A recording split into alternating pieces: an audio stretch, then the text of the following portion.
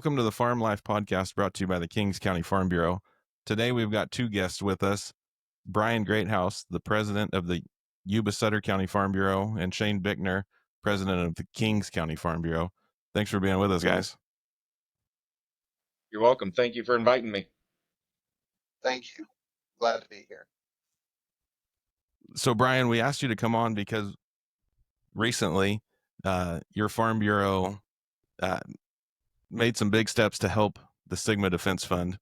And a lot of folks in California say that that's a South Valley issue or a Valley issue, but you guys don't see it that way. So would you tell us a little bit about where you guys are located and why you thought it was important to contribute? Yeah, so Yuba Sutter Farm Bureau, we're located in the northern Sacramento Valley. Why? I mean, this almost started about a year ago, actually. I called Shane about my wanting to be involved with this and Yuba Sutter Farm Bureau to be involved and having him because I felt, like I said, no matter what, South Valley, North Valley, we already have Sigma rolled out here. It's agriculture wide in the state.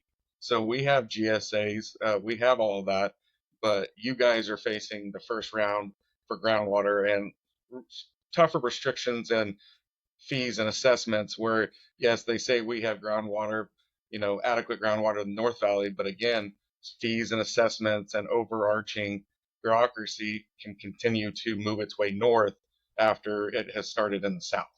So I felt, being a grassroots organization, it takes all farm bureaus, all of agriculture, to start and help you guys to prevent what you guys are facing up here at the north end of the state. That's great. Yeah, we sure appreciate the support. Shane, what do you think about their contribution? I really have to commend the foresight of that Farm Bureau, Yuba Sutter, and its leadership. Greathouse and I have known each other for a handful of years, Stephanie as well, and so I think really it's about timing and uh, Greathouse being a president. I'm a president of our local counties, and I think that they are giving us a platform and a map of what all county farm bureaus should be doing as it relates to Sigma. A great example of a grassroots organization, working together to solve the industry's problems. And I have to commend Kings County because Shane came up here and he made a very, very passionate and great presentation to our land use committee. And the chairperson of that is Joe Lemonager. And like I said, what he did there was every person on that committee looked around and said, we know we need to support Kings County because no matter what we say on groundwater up here, it's just like the irrigated lands program. When that rolled out, well, guess what? Continued fees go up every year for the state, for bureaucracy, but farmers, commodities are going down. We don't have that luxury. That's one fee. We can't just say, okay, we got to cut back on nitrogen this year because the return on walnuts isn't there. That's a fee that we still have to pay. And if we don't, sometimes Kings County put the line in the sand and, challenged with this lawsuit, the State Water Control Board, which I commend because we got for so long, it seems like we've let other people try to fight our fights, but you guys have led that fight, and that's kind of why I've been telling our members too, hey, reach out to Dusty, talk to him, listen to what they're going through, because it doesn't matter if it's just there South Valley, but we're all in agriculture together, and the socioeconomics of that, what it would do to Kings County if ag left that area, is no different than what it would do to Sutter County. Sutter County is 80% of its actual developable ground is all in the FEMA flood map. So agriculture is the heart of Sutter County. And so if you were to say try to regulate ag almost out of Sutter County, it would decimate the economics in this area also. So we're at two different ends of the state, but we're very similar. Very similar. So many residents in California don't realize what agriculture does for the economy in the entire state. Like you guys, without agriculture in Kings County, there's nothing here. We're the single largest employer. We're the single largest tax base.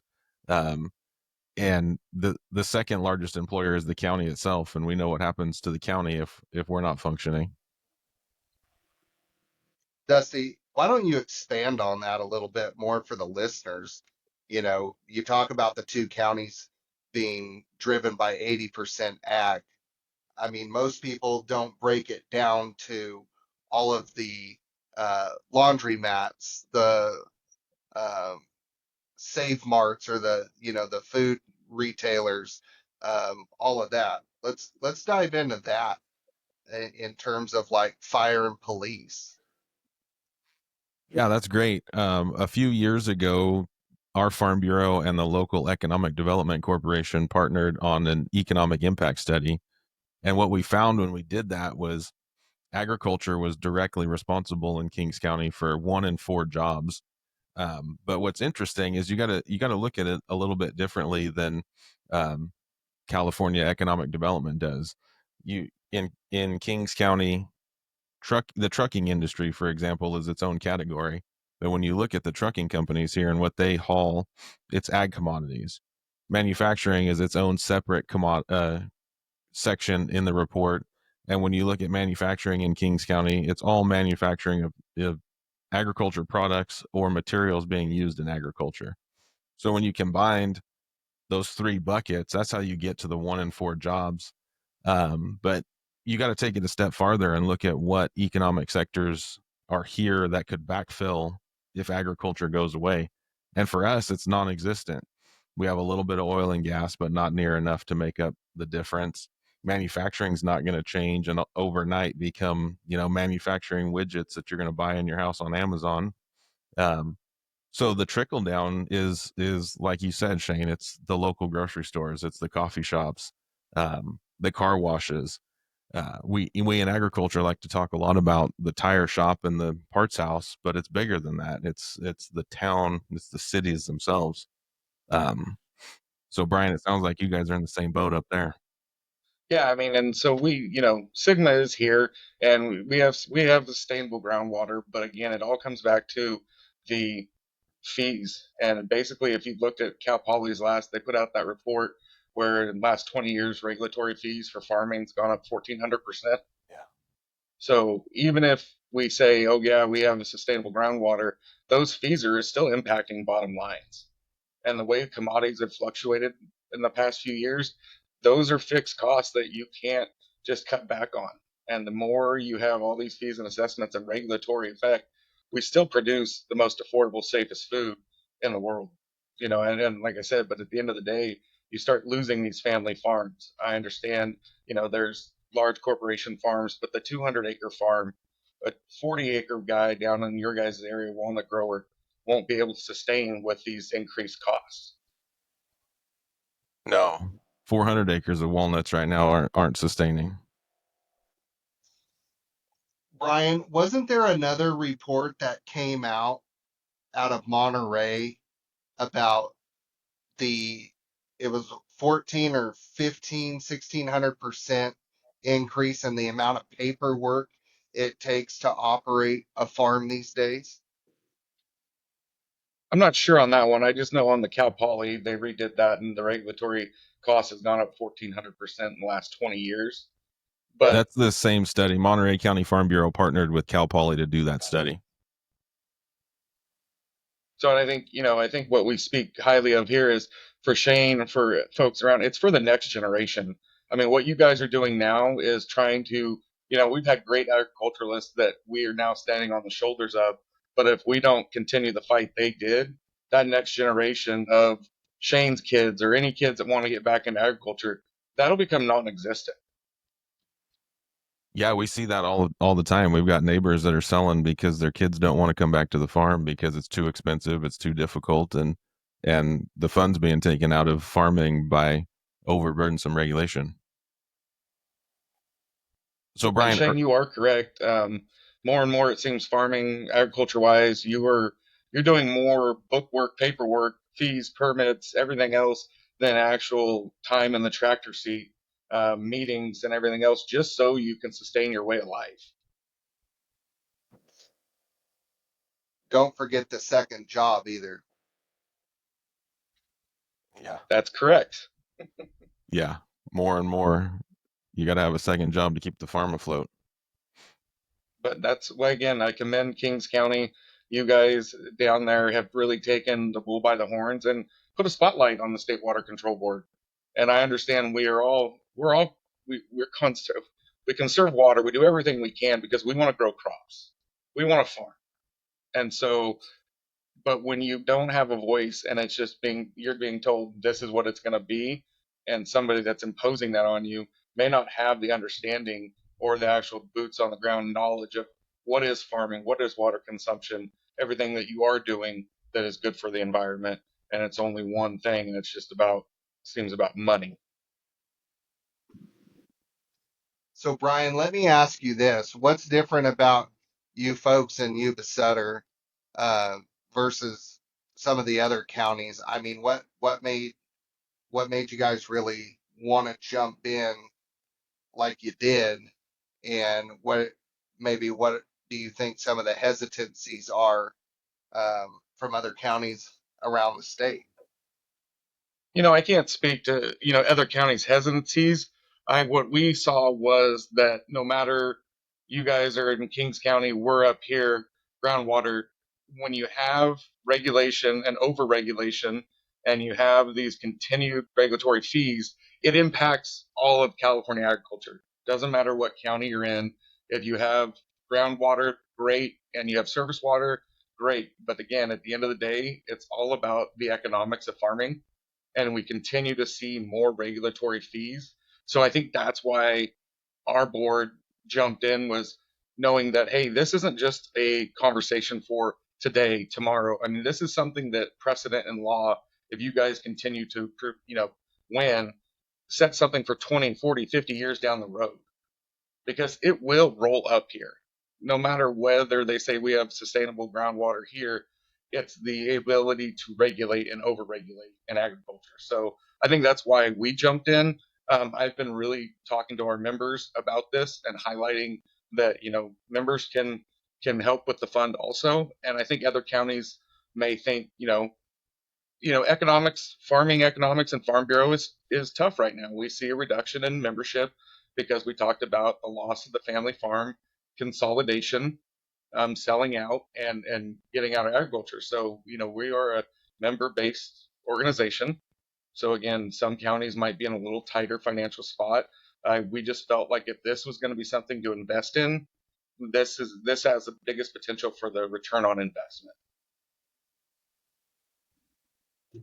If history serves as a pathway, I mean, was that at all an influence on your group's decision? Uh, You know, does history prove anything in it, or you guys just feel like this is a righteous pathway against all the things that you just previously mentioned? No, we have a board member that's been on the Yuba Sutter Farm Bureau board for 50 years. Um, some of that institutional knowledge, and like he had talked about irrigated lands program, and that was kind of pushed down and may not have got much pushback, but that was the whole point. What you guys are doing was you're pushing back on something that is actually targeting ag in a bad light, and I think we can all agree that I think the regulation, but the cost of what it's going to cost the folks in the South Valley will be indiscriminate. And I think I talked to a grower in Tulare. $3,000 of his property tax went to his GSA. So I mean, we jumped on and supported you guys because of what it wasn't. It's not about righteous. It's just about right. It is right. And actually, we are, you doing it by the grassroots and you guys leading the charge. We're willing to jump in with you and help lead that charge. And hopefully, other counties will jump on also, because I believe that it'll benefit the whole state and all of agriculture if you guys proceed and keep being victorious. So Shane's question of Shane a minute ago sparked an idea. As County Farm Bureau presidents, would either of you, or preferably both of you, share your thoughts on why a grower in the South Valley or in the state of California anywhere um, would think that this is a bad idea and choose not to support it. I'll let President Bickner lead first. Oh boy, here comes the soapbox. So, you know, if you put a pin on the map of Fresno and you drew a 100-mile square radius, out of that 100 miles goes to Salinas, to Kern County, and I believe touches Modesto. So within that 100-mile radius, 40% of the foods, fruits, nuts, and vegetables, 40% comes out of that small radius. And so, you know, when you talk about how important agriculture is, and especially California to the entire United States, um, you know, the ramifications are very large. And so every time in the last 30 years, I was born and raised, my dad told me meters are coming, pumping controls are coming. I've been born and raised told that. And so I've been very prepared for it, never was scared of it per se. But what I think uh, has gotten out of line is the amount of fees. And whether you call them fees or unvoted on taxes, it just, farming's not the same. And everyone wants to know why either A, you're not making as much money, or why a farmer can't truly farm. He's a business manager now. It's because of these things. And all the different industry sectors are so divided that you have the dairy industry, then you have the tree farmers, then you got your alfalfa growers and the walnut growers, and everyone wants to point fingers at other sectors, but that's not right. We all need to be uh, cohesive at some point, and this is that moment. Sigma Kings County decided to stand up and kind of drive a stake in the ground and say enough's enough, and um, you know we're we're doing that, and so yeah. Yeah, I mean, to his point, I mean, it doesn't matter large or small anymore. California Ag overtime, it's been fully worked out now, so it's even for the smallest employer. But like I tell people at our spring fling, it's about the people. I mean, it's the Farm Bureau staff, it's the employees at the farm, because a farmer, at the end of the day, you can't just do everything by yourself. It takes a team. It takes a good team. And so I think when I talk to other counties and other county presidents, it doesn't matter where you're at in whether you say, oh, we have a water issue or not. It's your way of life. And it's also those, I mean, a lot of farmers consider a lot of the employees family. They've been there 20, 25 years, and they've seen their kids, and maybe their kids go to college and come back and different things. So I think that's also, we tie it back to the human element of this, is that it's not just this farmer that's saying, "Oh, I'm not making money." It is farming and ranching communities that have employees they've had it for a long time, that now with regulation has made it even harder for them to sustain, to keep employees, but also to have those employees make a healthy living wage because of the cut and overtime. So, like I said, that's where every Farm Bureau president, every area might have a different perspective. But to Shane's point, we have to be unified on this, because sooner or later, if you just stand by yourself in agriculture as an industry, you get pushed to the side. You just don't have enough behind you. So if everyone came together, and yes, they all have different views, that's California agriculture. Linden's going to be different than up here. You guys, Shane and I, go back and forth about farming down the South Valley to North Valley, but at the end of the day, if you have passion for agriculture and farming and ranching, this is a fight that's worth jumping in on, because it impacts not just us right now, but grandkids. and kids coming back to the farm. And if people don't realize that, and I'm talking outside the agriculture community, what impact this could have on them actually being able to have very healthy, affordable, safe food to eat. I was lucky enough, I sit on some grant review panels, and Guam and the Philippines, actually during the pandemic, they did not they could not produce enough food for themselves there. They were so reliant on imports from the mainland.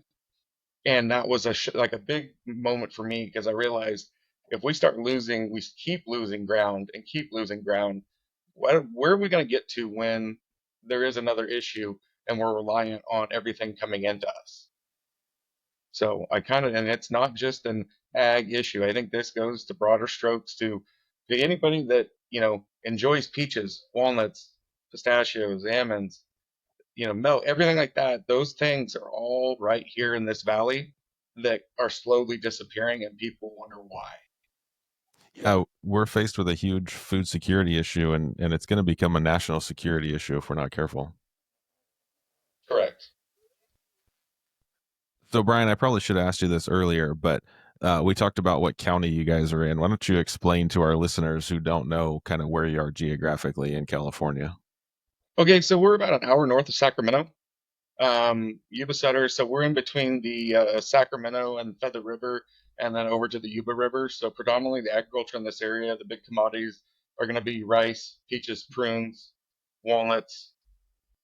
You've got not very much dairy left up here, but peaches, prunes, walnuts, almonds, and rice are going to be your main commodities. Uh, Quite a few rice dryers up here. So, like I said, it's a very agriculture driven area, very much all focused around. We have Sunsweet. Sunsweet is the largest prune processor in the world. So they're right here in the heart of Yuba City. They've been here since before I was born. I mean, and the labor they bring in, seasonal and year round, is a huge agriculture spot for it. I mean, so on that side of it, we have quite a few peach receiving stations, cold storage, because peaches are a big driver around here. So like I said, around July and August, it's very busy with peaches, and then prunes, and then we roll right into walnuts and rice. Got a lot going on. It's a busy town, and like I said, Highway 99 runs right through the middle of Yuba City, and then 20 kind of cross sects us. So, like I said, between these two counties, you can go to the ag commissioner's annual reports, and you can see just the huge amount that ag pours into these two counties alone. But like I said, that's the big thing when I talk to different folks and everyone. So I've had people say, "Oh, that's a South Valley." No, Sigma, it's a state. It's a statewide. You're just the starting point. And I said, you never know where the state's going to end at. And I would rather fight and help you guys fight and win down there before it gets here, because by the time it's here, maybe it's not us anymore that are leading the charge, and who is. So no better time than the present to put your line in the sand and say, okay, let's go. Yeah, we love that. A lot of people don't realize that um, even a GSA that has a adopted GSP today or an approved GSP today by the Department of Water Resources, it doesn't mean that that plan is approved indefinitely. We've got to do check-ins every 5 years, and at any one of those, the department could say, "Hey, GSA, you're no longer compliant, and now you're at risk of being placed on probation."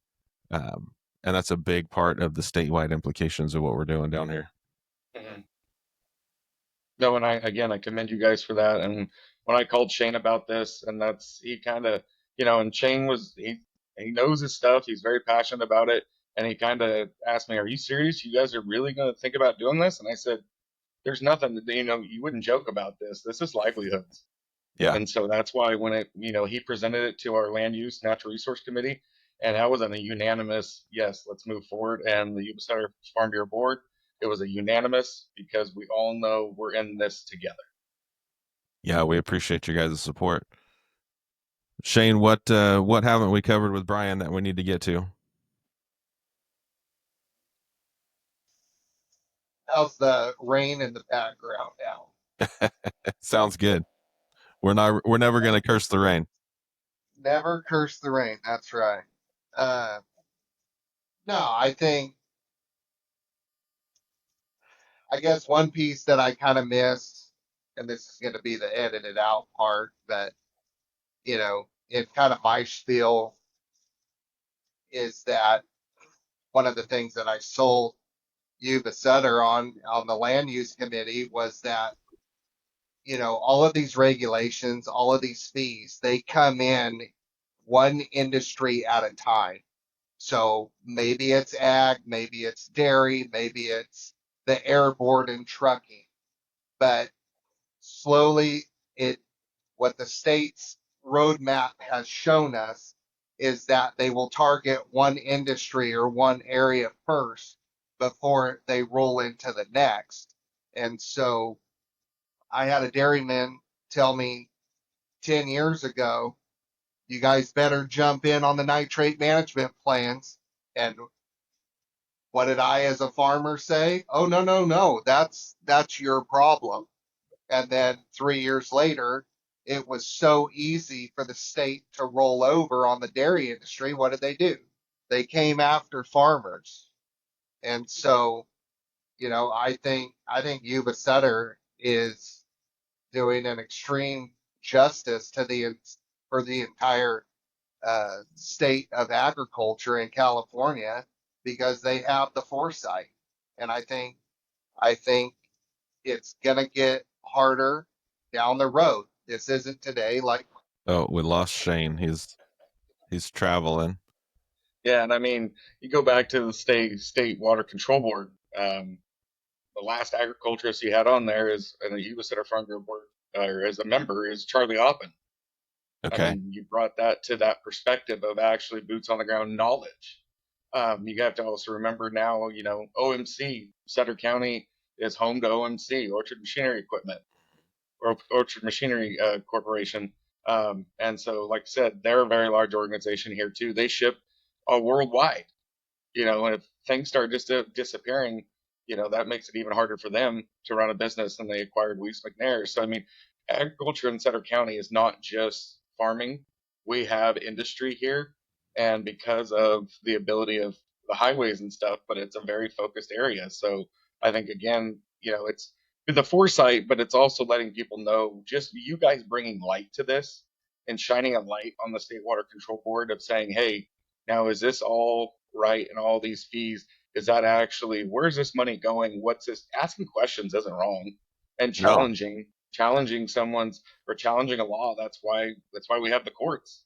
Right. And I know Shane says the foresight, but I think you guys had the foresight and with the putting the stake in the ground. So that's why we are commending Kings County Farm Bureau, but also backing you financially.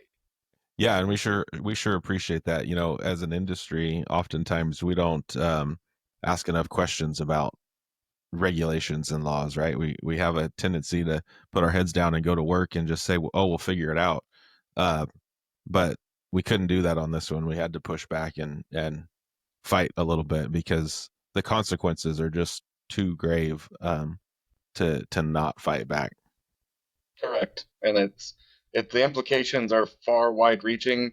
I was just talking to a good friend of mine in Colorado, in eastern Colorado. Um, their way of life out there is their wells are red tagged because the aquifers go to the Denver metropolitan area.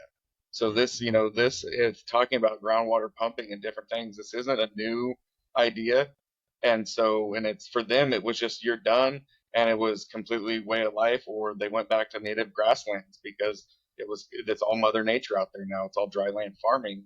But again, for you guys down there and for what California grows, a lot of that isn't conducive or actually economically feasible here in California. Yeah, not just in the valley, but throughout California, dryland farming is hard to do. We're a pretty arid climate everywhere, and where we get the rain, we can't always grow a lot of our Mediterranean crops that we need here in California. Yeah. But like I said, I really appreciate you guys inviting me to speak. And too bad we lost Shane because I imagine he had a little few more things to say on his soapbox. It was about to get good, wasn't it? Yeah, yeah, no, and he and I, like I said, I really commend you guys, and I have a lot of respect for you guys because I know a lot of folks were like, "Oh, what do they, why are they doing this? Or do they think they can win?" And my thought was, they may They may win some battles, they may win the war, they may lose the war, but they are actually standing up and saying enough's enough, and we want to challenge this and have you explain it in the court of law. That's what we're doing, Brian. That's a great note. We appreciate you. That's a great note to go out on. Excuse me. We appreciate your time on the show today, and would like to have you back at some point in the future. Maybe once we get this effort out of the appeals court, we'll talk about trial and what's actually going on. All right, I appreciate it, and we look forward to your article in our crop talk. All right. Thanks, Brian. Thank you. Bye bye.